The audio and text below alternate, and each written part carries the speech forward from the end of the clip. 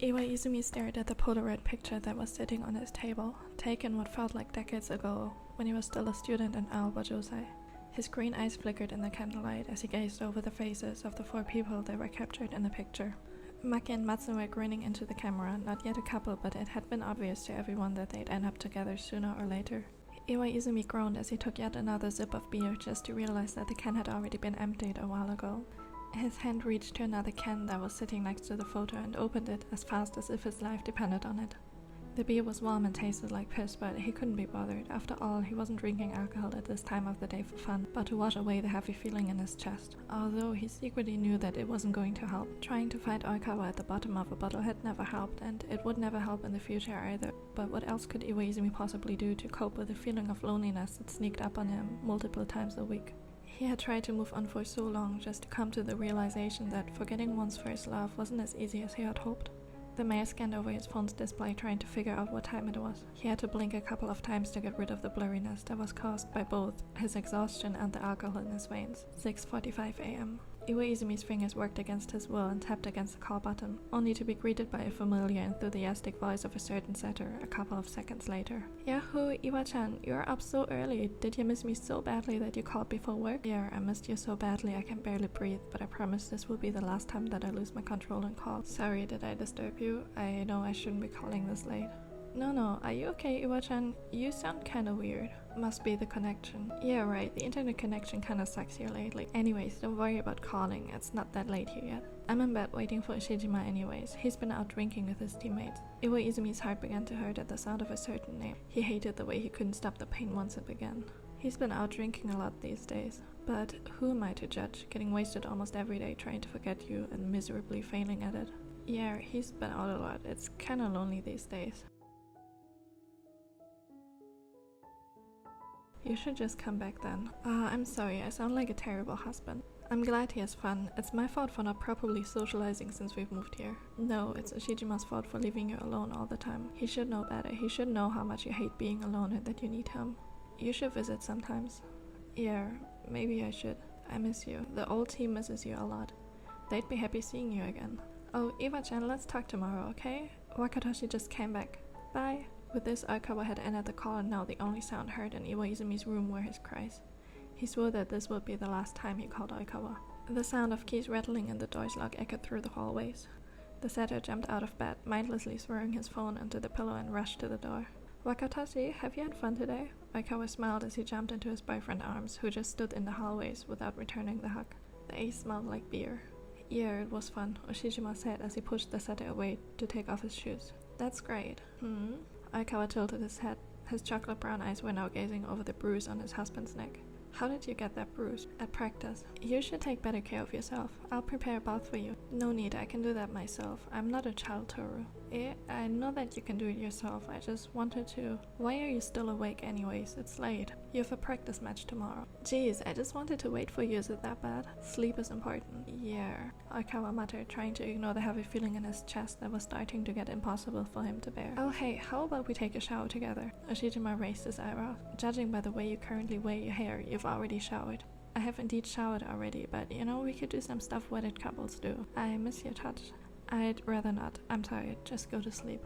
Oikawa sighed as he flopped back onto the bed, his left hand touching the empty side of the mattress that belonged to Oshijima. A marriage wouldn't be always blissful and rosy. Oikawa had been aware of the hard times that were surely bound to come sooner or later, long before he spoke his woes, convinced that it was always possible to fix certain things. But no matter how hard he had tried to fix his relationship with Oshijima, Oikawa started to realize that it wouldn't be working if the other person didn't see a problem to begin with and wasn't willing to work on it. The setter rolled around to grab his phone. Maybe it was time to visit home just to clear his thoughts. He missed them. He missed him. Oikawa yawned as he took another sip of his third coffee of the day. The heat of the black liquid warmed his stomach and cold fingers. He had arrived at the cafe an hour earlier and was now desperately trying to fight off the drowsiness caused by the jet lag. Damn, you look like trash, Shirikawa. A slight shade of pink was spreading over the ace's cheeks as he gently smiled at his best friend. Oikawa thought the cold winter air must have caused it. That's what you get from spending 14 hours on a plane and an extra 5 hours awake just to meet up with you idiots. Well, I guess you look pretty decent for surviving a long-distance flight then. It clearly was just because of the high caffeine intake that Oikawa's heart began to beat faster, wasn't it?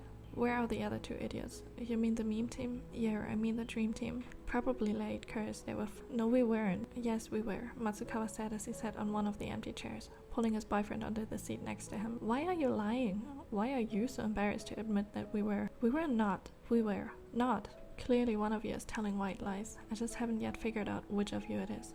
Oikawa cleared his throat, clearly seeking for the attention that he had been craving for since months. It's nice to see you, Oikawa. Looking good? Gosh, we have missed you so much. I'm glad you're back. You could pass as a zombie for Halloween with those eye bags of yours.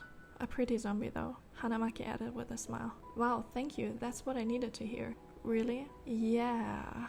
Glad to hear that. Iwaizumi had ordered their drinks earlier and was now sipping on his coffee, thinking about the day before Oikawa's wedding, when the 4 of them had been sitting on this exact table drinking the same exact drinks they were drinking now. Everything was the same, and yet, ironically, everything had changed. How's your husband doing? Oh, fine. We rented an Airbnb. He's visiting some old friends as well. Oikawa sighed. I was surprised to hear that he was tagging along. Yeah. Oikawa had planned to spend some time without his husband to clear his thoughts, but Ushiwaka had decided it was best to not let Oikawa stray away from him too far. Oikawa himself didn't quite understand Ushijima's behavior. The mixed bag of signals he received from his husband drove him mad. Matsukawa noticed Oikawa's broken smile. How about you dump Ushiwaka today and spend the night at our place? We can watch movies and get drunk, just like we did back in the good old times.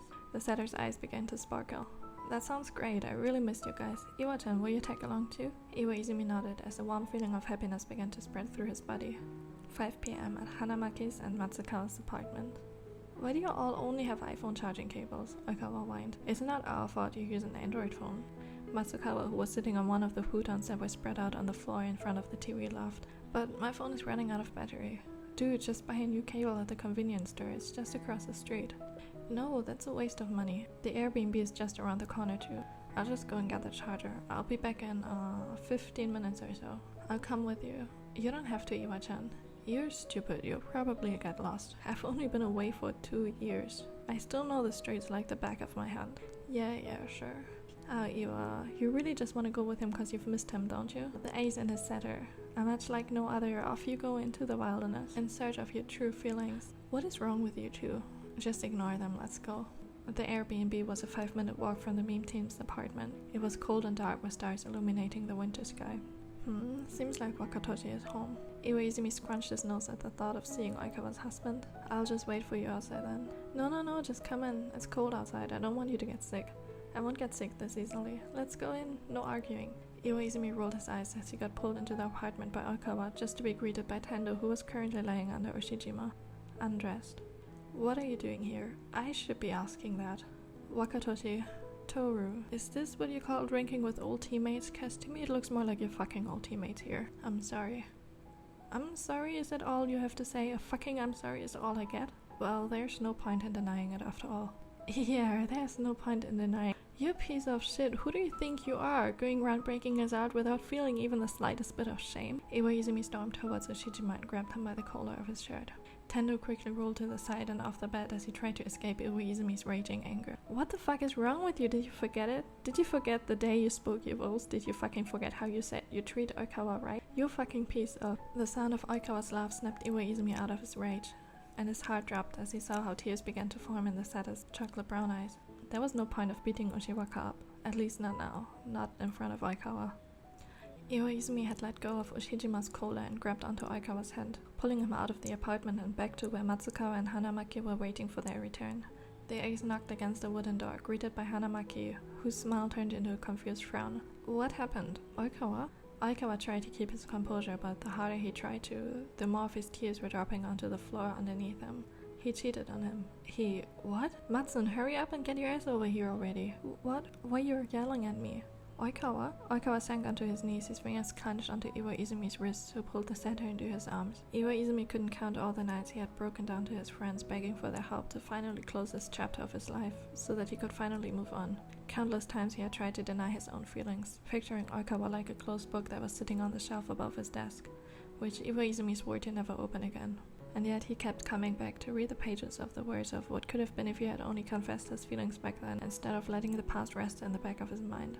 cursing himself for being so weak-willed yet trying to root for his best friend's happiness at the same time. But as he was staring down at Oikawa, who was now sobbing in his arms, Iwaizumi realized he was never going to be able to open a new chapter of a brand new book. After all, Oikawa was his favorite chapter of life, and to Iwaizumi he meant the world.